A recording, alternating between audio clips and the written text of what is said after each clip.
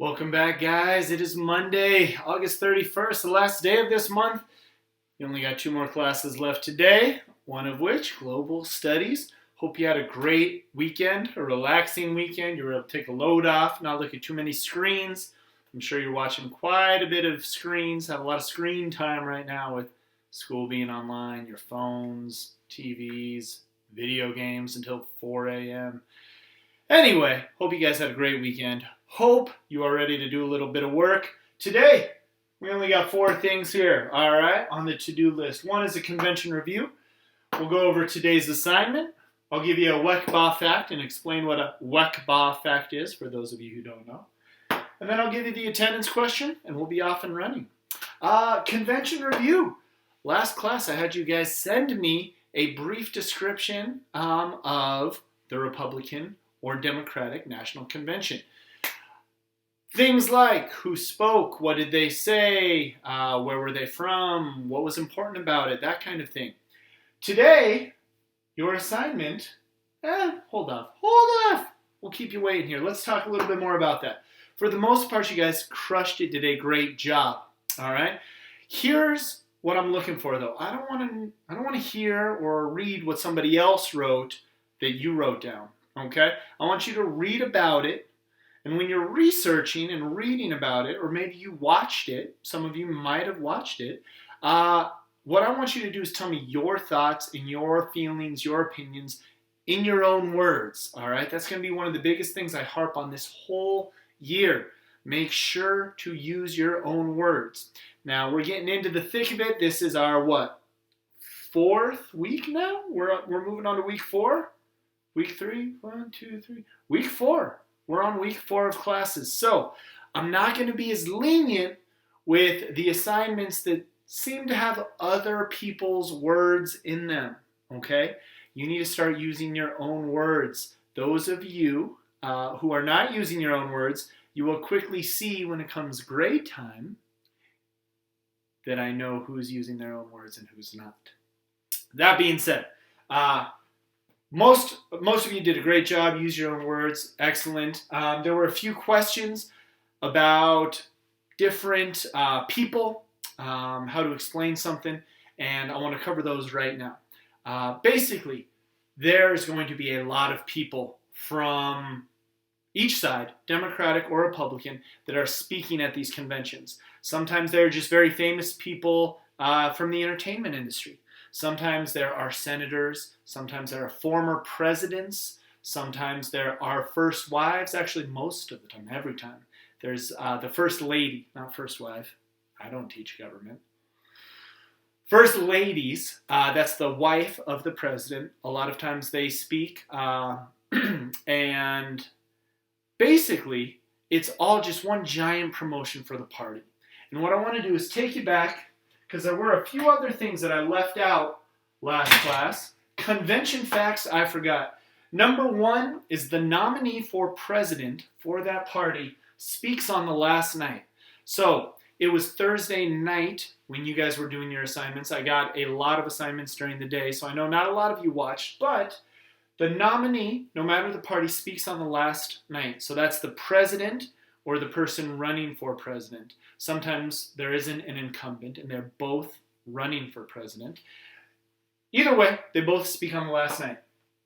Number 2 is they're usually not very nice to each other or to the opponents. Some of you pointed this out. You said, hey, people in the Republican National Convention weren't very nice to the Democrats and the nominee for the Democratic side.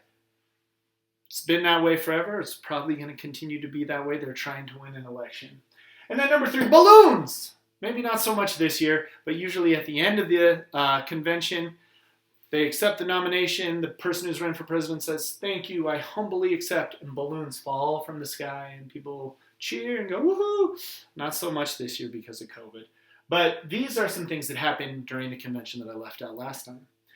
What I want you to do today for today's assignment is very simple. You're going to be doing the same exact thing that you did last class, with one minor exception. If last class you wrote about the Republican National Convention, then today you are going to research the Democratic National Convention. For those of you that wrote about the Democratic National Convention last week, today you're going to write about the Republican National Convention. So over the last two classes, you will have written about each one. You'll have a paragraph on the Republican National Convention and the Democratic National Convention. And this is very important for two reasons. One, I want you to know what people are saying, who's saying what. It's important to hear what the leaders or future leaders of our country are saying to you, the people. Number two, we're going to take both of these assignments, today's assignment and last class's assignment.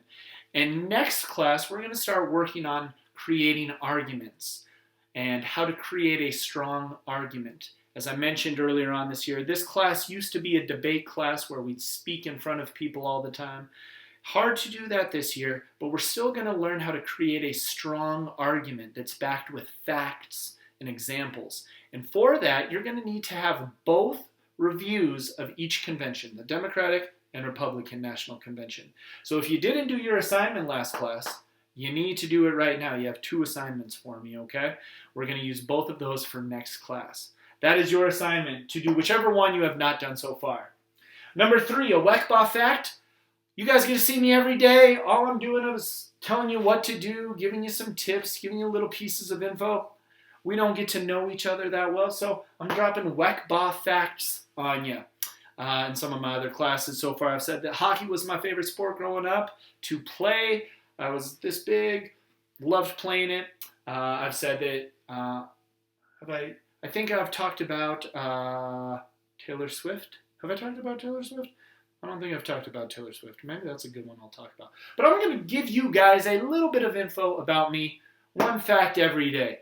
Today's fact is, on my weekends, I'm not a video gamer. You know what I like to do? I said I loved hockey in my other video, but I love to get on out, the green grass, hit the links, and play a little golf. It's very relaxing to me, very peaceful. I used to have hair before I started teaching high school, and then dealing with all you high school students, it just started falling out. So now, to take a break from those high school students, all of you, Ramon, I see you. I got to play golf on the weekend whenever I can. So that's my WECBA fact today. Now, in return, I said, I want to know something about you, and that's going to be your attendance question today. And we're going to do this throughout the year. Occasionally, I'll drop a WECBA fact, and your attendance question will be a student fact. So today, I want you to tell me something about you. On the weekend, what do you like to do to relax? After 5 straight days of school, and you're sitting there, probably had to work, do something, maybe you're watching Brothers and Sisters. What do you like to do on the weekend to just relax? Keep it school appropriate.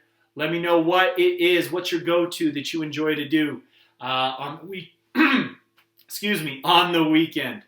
That is it for today's video. As always, I am by my laptop all day. If you have any questions about which convention you need to do or what you need to include, holler at me, let me know. If not, we will see you guys next month. Get it? It's the last day of the... Okay. See you guys later.